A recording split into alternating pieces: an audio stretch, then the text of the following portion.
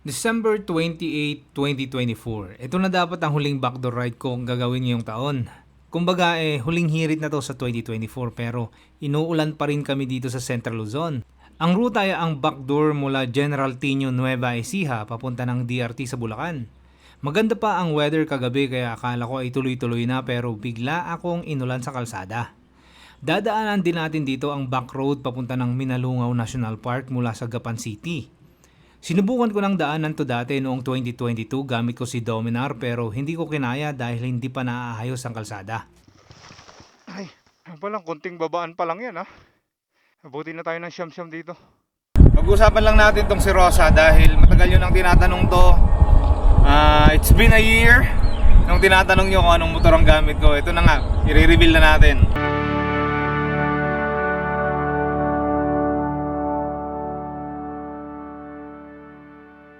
Kalimutan kong magpagas na naman. Last time kasi naubusan ako ng gasolina sa may Central Luzon Link Expressway. Buti na lang, may mga nagtatrabaho dun sa may tulay. Full tank ako ya. Pula. Buti na lang meron silang mga motor yung mga nagtatrabaho dun. Mga pala guys, around 7 or 8 liters lang tong tangke na ito. Kung sa bagay dirt bike naman kasi to, so pero syempre mas magaan. 438. Grabe na pa ako limlim ngayong araw.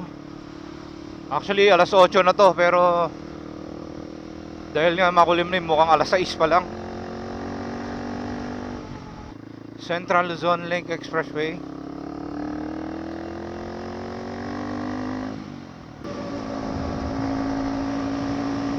Bilis ang biyahe, grabe. Full throttle all the way from Tarlac City. Bad shot Ganda-ganda ng panahon kagabi. Tumitingin pa ako sa mga stars sa langit Tapos sa ambon, uulan din pala ngayong umaga. Tapos na tayo mag-breakfast. Kakatapos lang din ng ambon dito. Basang-basa na yung kalsada.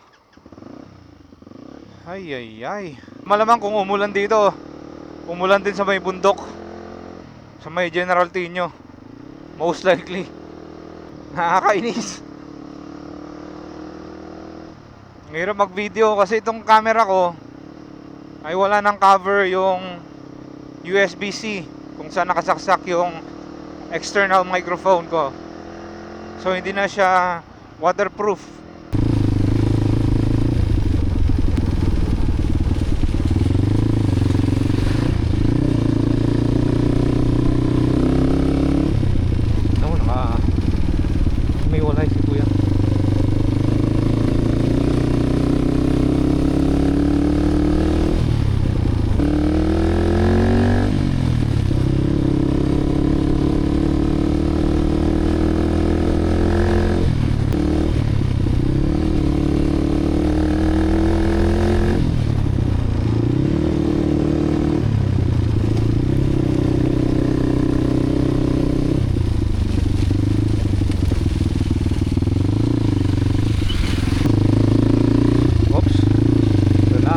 Ramdam ko na.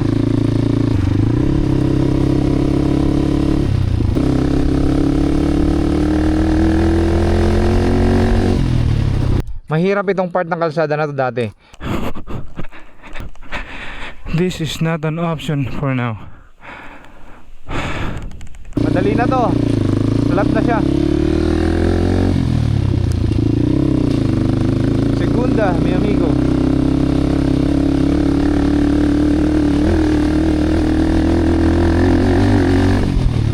Sabi ko na nga ba kasi maganda na yung pagkaka-flat niya ready for concreting na. Ito na nga, sementado na rito.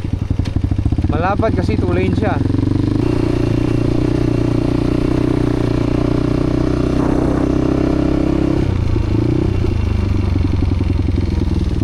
Palipad muna tayo ng drone mga brother.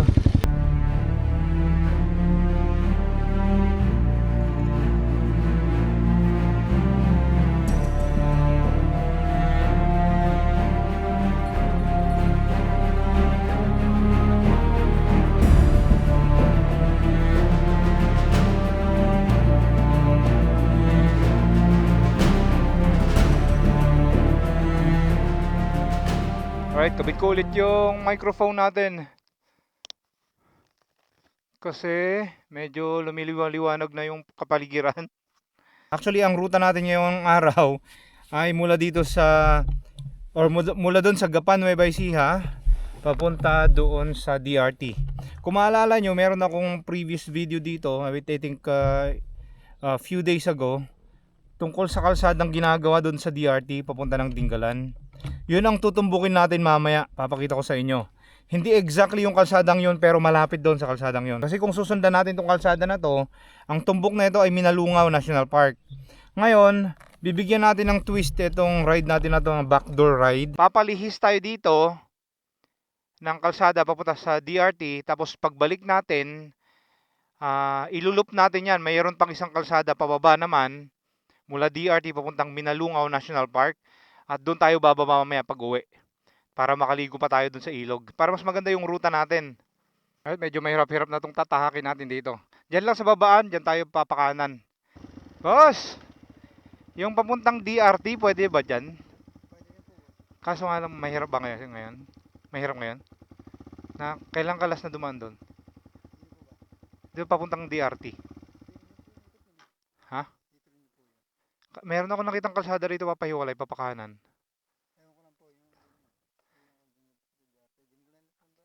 Doon sa may Minalungaw? Yung tabi mismo ng Minalungaw yun, ano? Oo. Eh, gusto ko sana subukan to. Baka inisip ko mas mahirap nga yata to. Kaya nga, gubat na nga, no? Mamaya kasi ang bala ko, dito ako dadaan, tapos pagbaba ko naman galing DRT, doon na ako sa Minalungaw bababa. Yung sinasabi mong dinaanan mo. Pero yun, mas madali yun sa tingin mo. Mas madali nga kasi nakita ko ibang video. Salamat ha! Ah, salamat!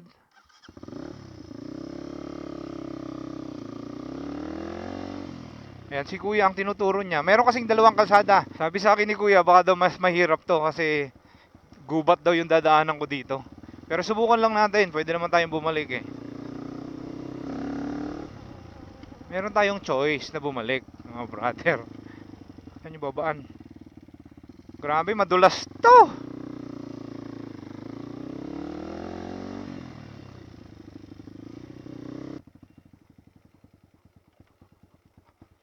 Buti kumakapit yung gulong natin. Yung dumaan ditong isa oh, bakas ng gulong yan ng 2 wheels. Nadulas-dulas siya dito. Kumakapit pa naman yung gulong ko na maayos. Good job. Bungad pa lang to eh. Paakyat natin ng bundok. Sa malamang yun na yung kalbaryo dyan. Po. Ito na, akyatan na to.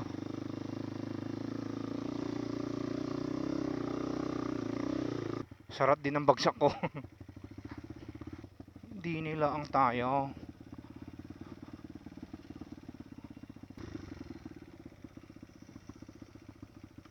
Ito trail na to mga brother oh.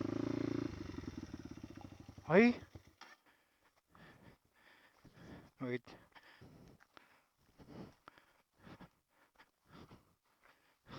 Ganito ay madulas to.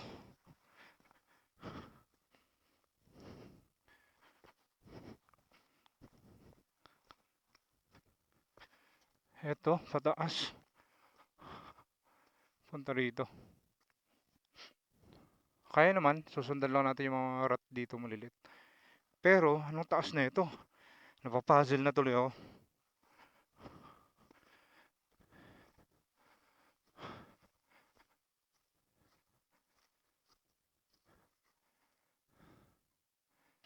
Hindi ko na pati makita yung kalsada nila doon. Eto, medyo mahirap na rin to, pero kaya. Pero banda dyan sa taas. Iniisip ko kasi kung ganito na yung quality ng kalsada dito hanggang sa taas. Naku po, abutin tayo ng siyam-siyam dito. Bukod sa madulas yan, kasi may mga lumot-lumot na. Abutin tayo ng siyam-siyam sa kakasurvive dito sa ano na to, daan na bato na to. Gawin natin, balik tayo. Sundan natin yung isang ruta mula doon sa Minalungaw National Park mismo. At yun na yun, from Minalungaw, akyat tayo papunta ng DRT. Huwag na to. Halangan ako dito eh. Kasi nagbago na yung terrain. Puro bato ng ganito.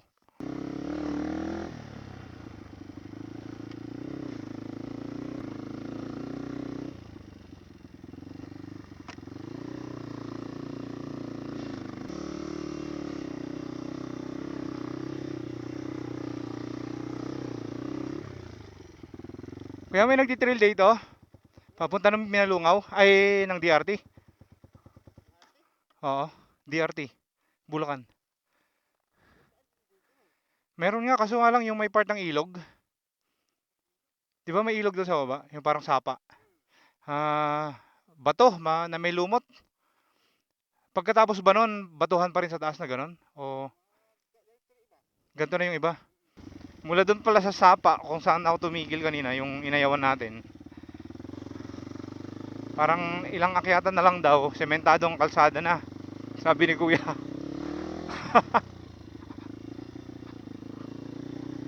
Kaso nga lang, na-warningan din ako. Sabi, ay meron daw nagpa-firing dyan. Kaya mas maganda kung dadaan ka dito, pababa ka. Ibig sabihin, manggagaling ka sa taas sa may DRT. Alright guys, dito na tayo sa Minalungaw. Minalungaw National Park. Yung papunta dito yung Minalungaw. At dito naman tayo papakaliwa. Kunakon or Sitio Kunakon, Barangay Pias, General Tinio. Yan. So ngayon, mula dito naman sa kalsada na to, maganda naman sa tingin ko yung kalsada. Paakyat tayo sa bundok na to para marating natin yung DRT Bulacan. So far makapit naman to. Dahil nga meron ng nakatambak na graba. I think ready na rin to para sementuhin. Kaso nga lang ito naulanan ulit nung bumagyo. Naanod uli yung mga ibang parts na tinambak. Dito wala nang tambak. Buti may bato-bato pa to, kahit paano kakapit ang gulong natin dito. Yan, kapit pa. Pag walang bato yan, ako. Ito na naman, bumabalik na naman yung itim na ulap dito. Lumalabas na si Haring Araw kanina eh. Oops.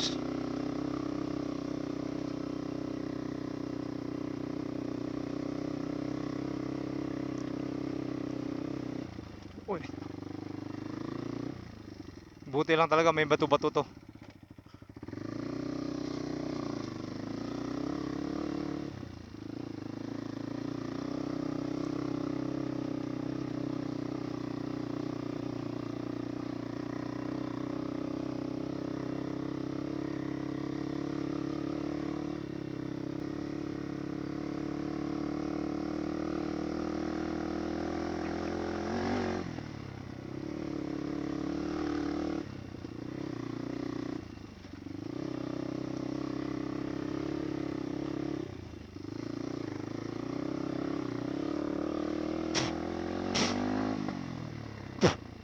Huwag kayo, may kulong-kulong pa. Tsaka may scooter. Wala akong karapatan magreklamo dito. Off-road lang talaga to, pero kalsada talaga siya na dinadaanan regularly ng mga taga rito. Grabe, kumukulim-kulim ulit. Sana hindi umulan.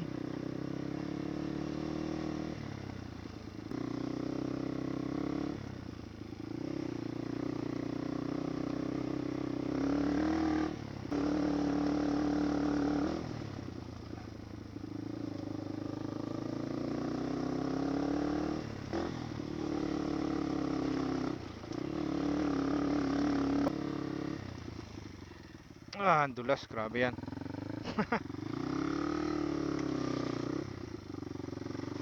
Kalma lang, kalma. Mukhang mahaba-habang babaan to Mahaba nga.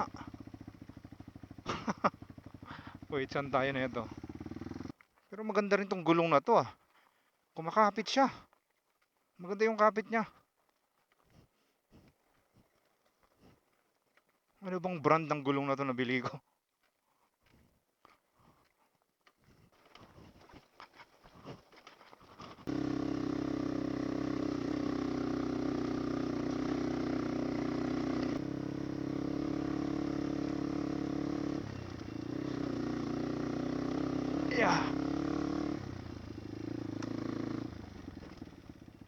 lang nasundan ba natin ng tama? Mali ang nasundan natin.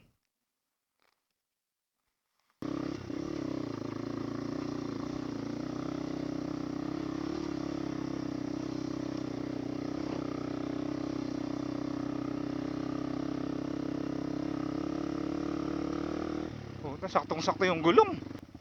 Ito pala dapat tayo. Itong kaliwa na to. Yan, nakuha na natin yung tamang ruta. Ang tanong, gano'ng kahirap to? Ito yata wala nang tambak na buhangin. Kaya mas madulas na. Ay, ito na nga. How de Carabao Bato ten.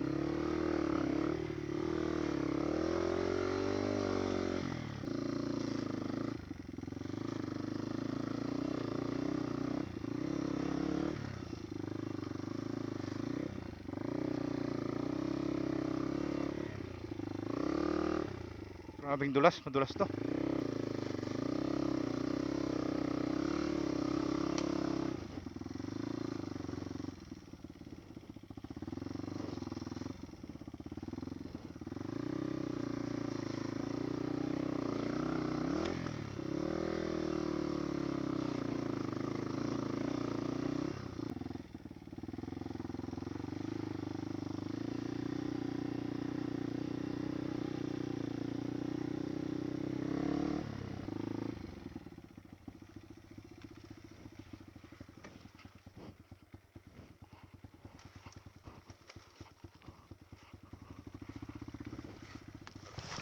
Ay,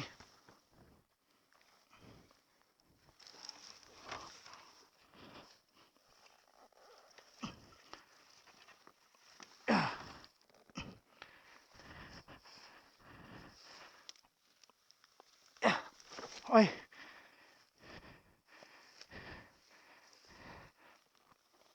Yeah.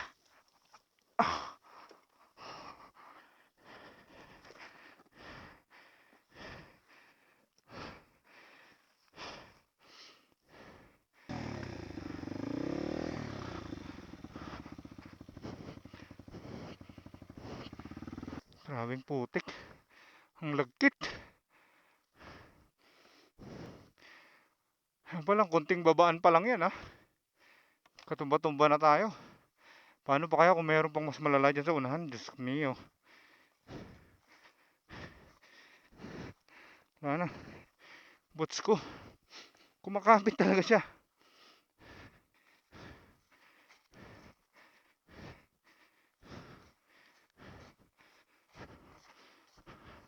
Ito mas malala pa. Tara, silipin ko lang. Para may chance pa tayo mag-back out dyan. Kung sakali. Kolong-kolong, di na rin diniretso. Malamang hirap na hirap yan dito.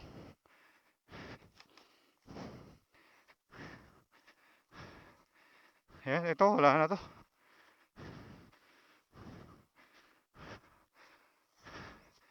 Wala na to.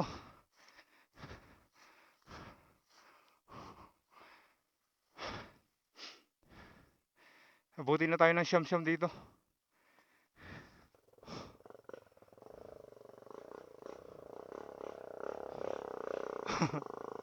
Pangbarakan. Ayan, oh. Tulak, tulak, tulak. Buti sila, may mga nagtutulak na kasama.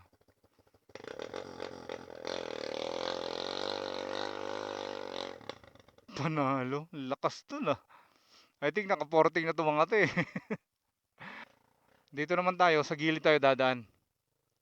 May isang rat doon na hindi masyado nadadaanan. Hopefully mas matigas.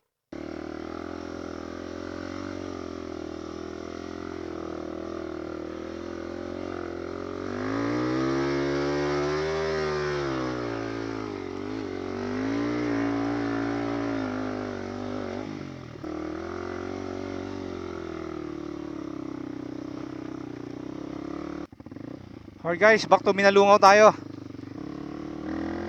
Babalikan na lang natin yan kapag hindi na masyado maulan.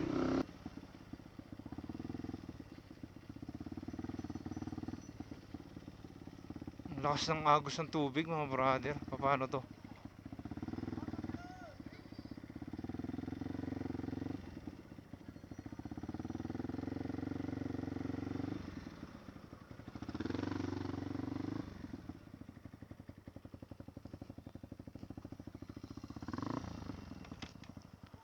Yan.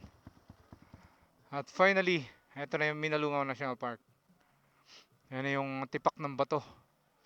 The Gorge, paano ba to? Gorge River. Pero ang ganda niyan, isa sa pinaka-epic na pasyalan dito sa Nueva Vizcaya yan, or Nueva Ecija. Ito na yung main road na mas banayad kumpara dun sa dinaanan natin kanina. Mas banayad to. Ito talaga yung pinaka main road na papunta dito sa Minalungaw. Yung manggagaling sa Peñaranda.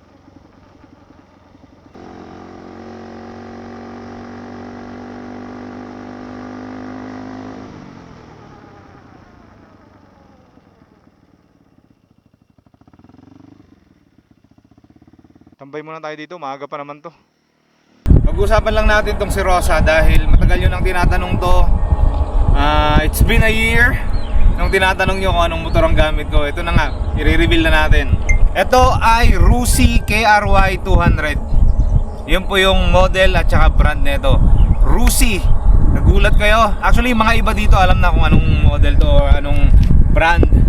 So, unang tanong nyo sa akin, sirain ba tong Rusi na to? O hindi ako makapagbigay ng specific answer pagdating sa mga Rusi products. Pero kaya ko magbigay ng background base dito sa experience ko sa motor na to. So gamit-gamit ko na ng isang taon. Simula pa lang napakadami na nagtatanong kung ano ba ang motor ang gamit ko. Pag-usapan na agad natin yung mga sira. Ito. Alright guys, unang sira ni Rusi KRY 200 ay susian. Etong ignition switch. 1,000 odo pa lang meron na siyang palya. Kaya kung mapapansin nyo, ang pangalan ng susi ko dito ay Honda. Kasi ang kamatch ng ignition switch nito ay Honda TMX 155. Match na match po yan. Karamihan po ng parts nitong KRY 200 ay pang Honda TMX 155. Kaya napakadaling hanapin yung pyesa niya. Ayan, madali lang isalpak to actually. Panoorin nyo lang sa YouTube kung paano magsalpak nito. Pero hindi kayo abutin ng 5 minutes yan. OEM to, galing Thailand, na ignition switch ng Honda TMX. I think 300 plus lang to, 350 parang ganyan. Pagdating na sa 8,000 odo, ang nasira naman ay yung odometer cable. Asan na ba yung odometer cable? Ito yon. Hindi na nagpa-function mga brother. 9,129 yung listed dun sa mileage niya. Kasi hindi na umangat yan. 8,000 odo pa lang, pumapalya na siya. So eventually, at 9,121 or 129, totally nawala na. Hindi na gumana yung cable. Pwede kayong bumili ng cable. Hindi ko lang alam kung magkano. I think 1,000 din yan, mahigit. Medyo may kamahalan din. At yan lang yung nasira sa akin. Punta naman tayo ngayon sa modification. Meron at merong flaw dun sa kung ano man ang pwede nating palitan dyan. Isa lang naman, actually isa lang yung modification nya. Etong foot peg na to, mapapansin nyo dito nang galing yan. Diyan nang galing, pinutol ko yan. Nilipat ko siya dito sa may side ng swing arm. Pag dun siya, sobrang lapit yung tayo ko pag tumatayo ako sa motor. Etong handlebar nandito na siya sa ano ko, sa tiyan ko. Hindi ko na siya mabalansin ng tama pag nakatayo ako. So far yun lang yung modification na ginawa ko dito sa chassis niya. Ngayon punta naman tayo sa performance upgrade. Tara, papakita ko sa inyo isa-isa ang mga ginawa ko sa performance upgrade. Dahil kung stock to stock etong KRY 200 ng Rusi ay makunat siyang tumakbo. Sobrang kunat. 96 kilometers per hour lang yung top speed nito. Unang upgrade natin na ginawa dito ay porting sa head ng makina. So hindi ko ma-explain to sa inyo ng sobrang detailed. Hindi naman tayo gumagawa ng mga ganyan. Hindi naman tayo nangangarera. Usually yung gumagawa ng mga ganyan, mga nangangarera. Pinapalakihan yung butas ng exhaust at saka yung intake ng hangin doon sa taas ng makina. Ayun yung head niya. Kaya tinawag na head. Pati dito. Mas malaki yung butas na yon, mas maraming hangin ang papasok at lalabas. At kakain din siya ng mas malakas o mas maraming gasolina. Ang resulta nun ay mas malakas yung motor mo. Better performance kumpara sa stock. Yun po yung dahilan kung bakit nagpapa-headworks or nagpapalaki ng butas dun sa head ng motor. Kailangan mo na rin ng mag-upgrade ng ibang parts. So halimbawa yung iba, yung medyo hardcore na nag-upgrade ng engine power, ay nagbo-bore up pa. Ibig sabihin nagpapalaki sila ng bore, ng piston. Pag nagpalaki naman ng piston, siyempre dagdag yun sa cc or yung displacement ng motor, 'di ba? Kung halimbawa itong si Rosa o Rusa ay 200cc, pwede niyang gawing 200 or 300cc or 250cc, depende sa laki ng piston na ginamit nyo. Pang touring lang yung setup dahil hindi naman tayo nangangarera, so pang touring lang yung pinagawa ko. So hindi ko lang sigurado kung gaano nakalaki yung butas niya sa exhaust at saka intake at saka yung sa valve din. Pero yun lang sinabi ko, pang touring, tapos sila nang bahala doon. Ito I think 63mm yung gamit niya na piston, pang 200cc. Hindi ko lang sigurado pero parang ganon. Kung gawin mo namang 300cc siya, most likely magiging 70mm na yung piston mo. Sobrang laki na noon. So pag nagpagawa ka naman na ito, kailangan mo nang mag-upgrade ng mga ibang parts. So itong gamit ko namang carburetor ay 28mm ng Nibi brand. Magandang brand po ito. So pangalawang upgrade to, 'di ba? Pangatlong upgrade, etong ignition coil. Ang ignition coil naman natin ay gawa ng Fito brand 7400. Siyempre nag-upgrade din tayo ng CDI. Napakadumi pa. Napakadumi pa. Kakarwas natin yan mamaya. So itong CDI, racing CDI, tinatanggal niya yung limiter ng RPM mo. Ibig sabihin dati kasi limited lang yung RPM na yan. I think 8,000, tapos bumababa na dahil kontrolado siya ng stock na CDI. Ngayon ito, RPM na ito, I think umabot na yan 13 or 12. Mura lang din yan, I think kulang-kulang 600 pesos lang. Tapos meron din tayong muffler. Ayan, or itong exhaust nya. So kailangan mo ring mag-upgrade na ito ng mas malaking butas para magmamatch siya doon sa upgrade mo dito sa head. Kasi nga maalala nyo, pinalakihan yung intake tsaka exhaust nya. So ito yung exhaust naman, part 2 ng exhaust. Kailangan mas malaki itong butas para mas malakas yung puwersa. Pero ito yung lakas na ito mga brother, ay pasok po yan sa requirement ng LTO. Hindi po yan bulahaw na klase ng pipe. So far yun lang yung upgrade natin. So syempre nagdagdag na rin ako ng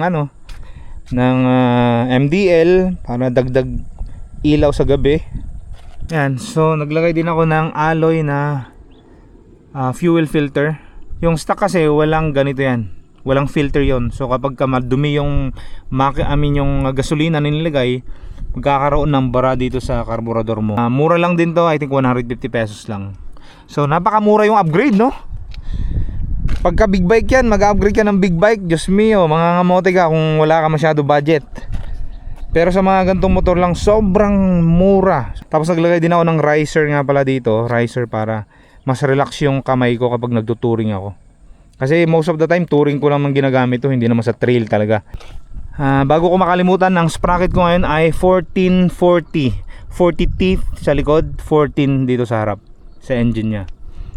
Para sa akin, sa bigat ko na to ay match na match yan. Kasi nakadepende rin yan sa bigat nyo na rider. Pero sa bigat ko, 14 teeth sa harap sa engine nya, tsaka 40 sa likod, perfect yan. May dulo yan at saka mayroon ding akyatan yan. May arangkada rin. Yan, sa gulong naman, nagpalaki ako ng gulong sa likod, 120/90/16. O nga pala, stock pa rin yung size ng rim ko dito sa likod. 16 po ang size niyan. Ang liit, no? 16 lang. Pero pag tinitignan mo sa malayo, hindi naman halata, parang 17 lang din. Kasi yung standard na ginagamit sa mga trail ay 18/21, 18 sa likod, 21 sa harap, para dagdag din yon ng taas ng ground clearance. Pero gaya nga sabi ko sa inyo, hindi naman tayo nag-hardcore trail. Tamang backdoor challenge lang naman tayo, back road challenge lang naman tayo. Yung ground clearance na ito napakataas na para doon sa ganung activity na ginagawa natin. Ang taas niya, no? So kahit stuck lang tong sa likod, walang problema. Wala naman naging issue dito. Sa makina niya sobrang tahimik din. Nakakatuwa nga eh, no? Kasi syempre pag sinabi mong Rusi, unang papasok sa isip natin yan, ano? Sirain, 'di ba? So ito na, nabanggit ko naman yung mga sira niya. Pero hindi siya ganun ka-major na problema sa motor. Yung madali lang palitan. Pero advice ko sa inyo, pag kukuha kayo nito, hindi niyo mama-maximize talaga yung power ng 200cc na ito kung hindi kayo mag-upgrade ng performance. Bakit sa dinami-dami ng brand ng motor, bakit napunta ka sa Rusi brand? I think nabanggit ko na to dati, CRF 150 yung priority noon. Kahit bago ko pa man bilhin si Dominar 400, CRF 150 na yung nakaplano na bibilhin ko. Kaso nga lang nainganyo tayo kay Dominar dahil nga pwede siya sa expressway. Siyempre malaking advantage doon. Hindi naman ako nagsisisi na binili ko si Dominar dahil napakadami kaming memories ng motor na yun. Ngayon nung na-experience ko yung power ng 400cc, yan nga si Dominar, parang sabi ko hindi na ako bababa ng 200cc at least sa dirt bike. Definitely hindi na 150cc. Kasi kung bibili ako ng 150cc na dirt bike, ang mangyayari dyan, parang ginawa ko dito, magpo-port pa rin ako, magpapalaki pa rin ako ng piston para umabot ng let's say 180cc or 200cc. Ganun yung mangyayari doon. So gagastos pa rin naman ako. At saka I think pinaka factor niyan ay mura. Una kong nakita tong motor na to na hindi ko lubos akalain na merong dirt bike ang Rusi. Never kong naisip na merong dirt bike ang China. Seryoso. Ang alam ko lang na dirt bike nung kapanahunan ko nung bata pa kami, ang mga sikat nun ay DT. 2-stroke po yan. DT, KMX, KLX, yan po yung sikat nun. XR ng Honda, XR 150 at saka XR 200. Yun po yung mga sikat nun eh. So hindi naman, wala namang China nung panahon na yan eh. So ngayon nalaman ko nung pumunta ako ng Dinapigi Isabela na kasi meron akong nakita doon sa Dinapigi nun na ito mismo ang kulay na to, na kulay orange. Sabi ko ano ba to, KTM ba to? Kasi usually KTM orange eh. Tinanong ko siya, sabi niya hindi, Rusi po yan.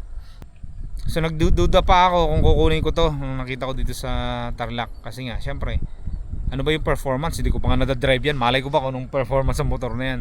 So ang sabi sa akin, hindi daw sila nagpapatest drive. Sabi ko hindi pala ako yung nagpapatest drive. Ako siguro ganito ang gawin natin, magda-down ako ng para lang maiuwi ko to para matest drive ko siya. So nag-down ako, tapos kung hindi ko siya magugustuhan, babalik ko siya, di ba? So ganun na lang yung nasa isip ko noon, na ganun pala, ayaw nyo pala magpa-test drive ha. Eventually nagustuhan ko siya. Eventually nagustuhan ko to kasi during that time minamadali ko na yung backdoor challenge ko doon sa Cordillera. Kung makapansin nyo, kakukuha ko pa lang to 1 month after na nakuha ko, nag backdoor challenge na agad ako sa Cordillera.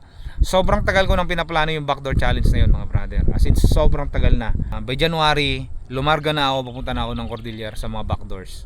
Kung kayo baguhan na magti-trail bike o mag-enduro, kung baguhan kayo at saka medyo maselan kayo sa brand, kasi may mga ganyan eh, maselan talaga sa brand, ayaw nila ng ganito, ay gusto nila yung tested na ba, kumbaga yung mga branded na tested na Yamaha etc. mga ganon. Bili kayo ng KLX 140, sobrang gaan ng motor na yun mga brother, carb type siya, pero kailangan nyo pa rin mag-upgrade talaga doon. Kailangan nyo pa rin mag-upgrade doon.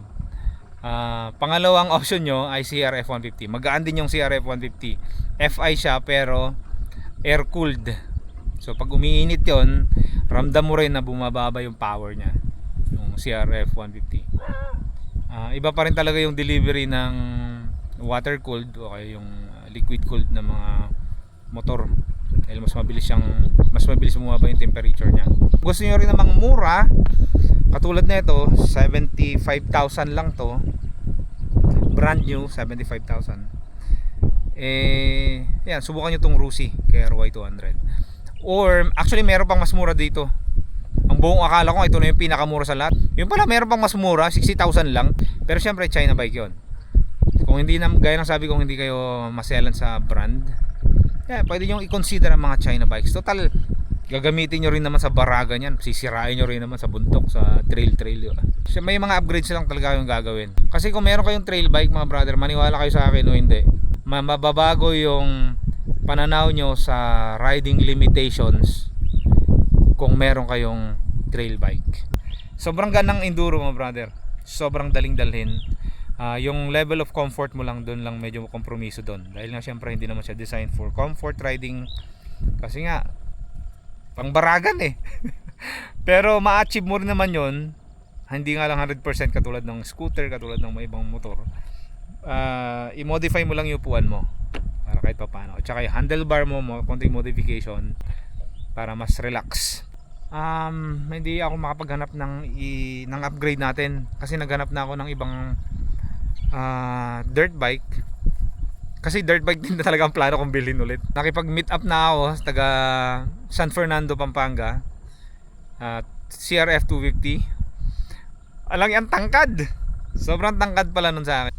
So sa ngayon si Rosa pa rin ang magagamit. So taong 2025 most likely itong Rusi KRY pa rin ang gagamitin ko. Siya pa rin ang makakasama ko sa mga adventure. Si Dominar 400 ayan sa bahay lang, na-stuck na. Na-stuck na siya. At more adventure ngayong 2025 mga brother. More adventure ngayong 2025. Hindi mo mawawala yan. Anyway guys, dito ko na tatapos itong vlog na to. Again, more adventures ngayong 2025 kasama itong si Rusa. Maraming salamat sa inyong panonood. By the way, babalikan natin yung Minalungaw to DRT Road or Nueva Ecija to DRT back road. Kasama pa rin yan sa mga goal natin ngayong 2025. At kita-kita tayo sa mga susunod na mga adventures ngayong 2025.